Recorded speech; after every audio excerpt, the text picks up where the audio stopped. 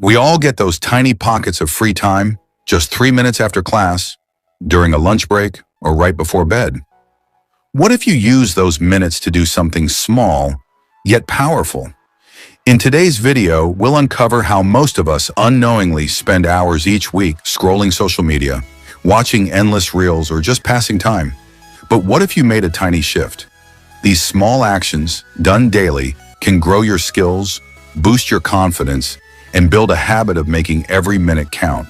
So let's not waste another second. Let's jump right into today's topic. Watch till the end.